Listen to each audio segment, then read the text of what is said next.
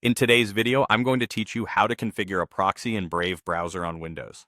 We'll walk through the exact settings you need in Brave and Windows so your browsing goes through a proxy server. A proxy can help with network policies, testing, or privacy, but remember that this change affects your whole system, not just Brave, because Brave follows your Windows proxy settings. Start by opening Brave. In the top right corner, click the three-line menu icon and choose Settings.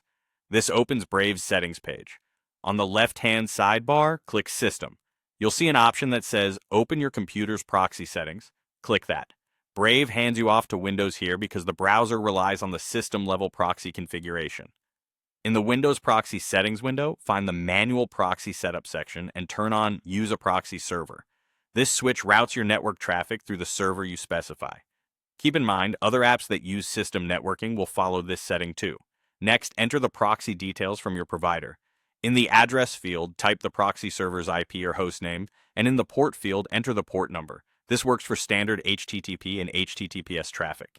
If your provider specifically gives you a SOCKS 5 server and your Windows version or proxy tool shows a SOCKS option, enable SOCKS 5 and paste the server and port there instead. If you're unsure which type to use, check the instructions from your proxy provider. Using the wrong type can cause pages not to load. You'll also see a box to enter addresses that should bypass the proxy. This is optional but useful if you have internal sites or local services you don't want going through the proxy. You can add entries like local addresses or domains, separated by semicolons. When everything looks correct, click Save. Now restart Brave so the new settings take effect. Fully close the browser and reopen it. When Brave comes back up, it will follow the Windows proxy configuration you just set. If your proxy requires a username and password, Windows or the site may prompt you the first time you browse. Enter the credentials from your provider when asked. If pages are slow or not loading, double-check the IP and port you entered, make sure the proxy is online, and confirm you chose the correct type.